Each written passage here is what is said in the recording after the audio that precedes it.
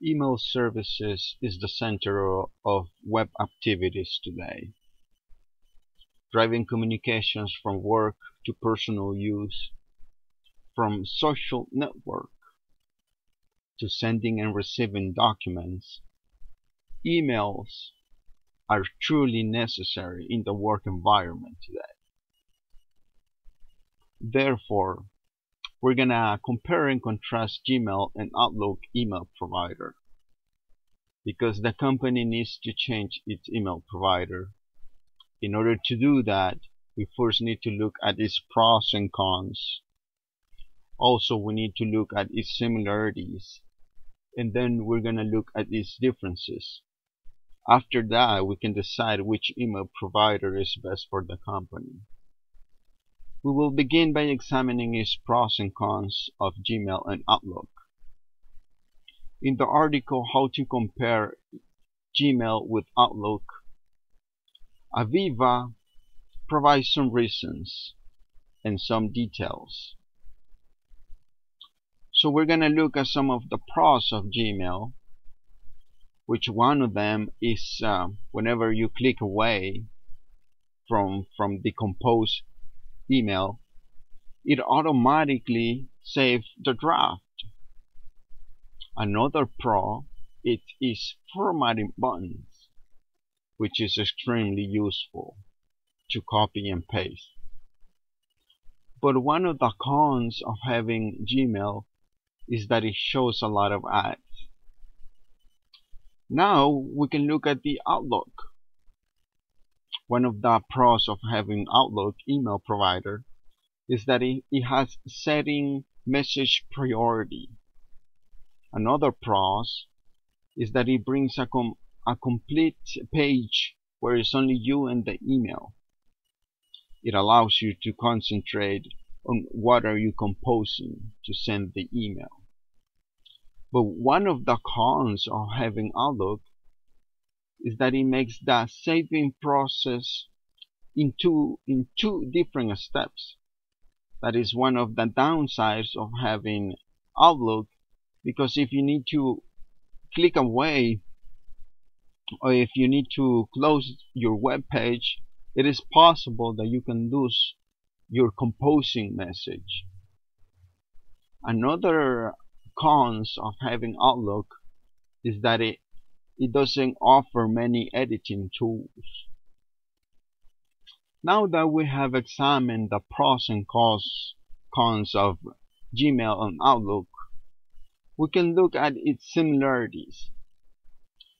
In the article Gmail versus Outlook Mail, published in 2013, Marcia Mohat provides some of its similarities.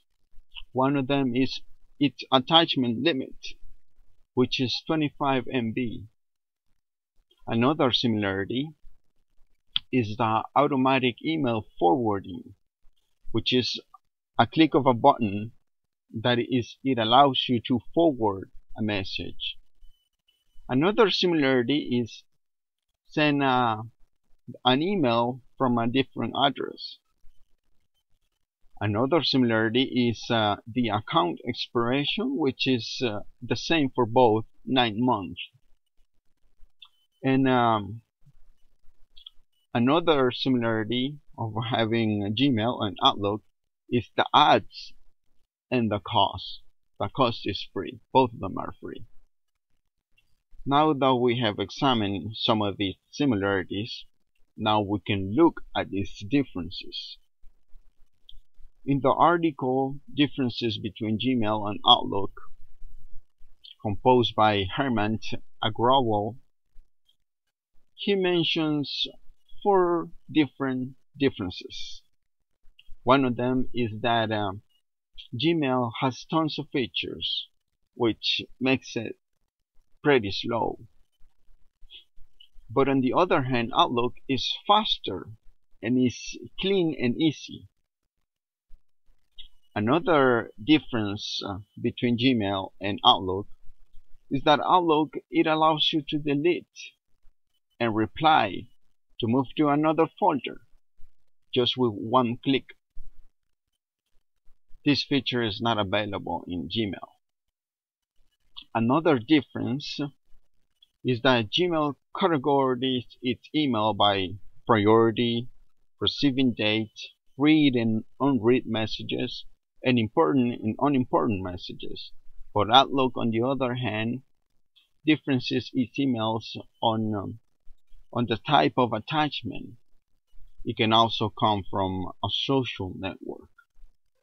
And the fourth difference that Herman provides to us is that Gmail automatically saves the emails, whereas Outlook shows only a warning. Today we have compare and contrast Gmail to Outlook. Email providers are necessary in businesses. Every email provider has its pros and cons. Every company needs to adjust to its needs. Choosing the right email provider is important. After completely compare and contrast Gmail to Outlook email provider by examining its pros and cons, also by examining its similarities, and lastly, by examining its differences, we come to a conclusion that in order to choose the correct email provider, we have to look at the company's needs, and from there we can decide which email provider is best suited for the company.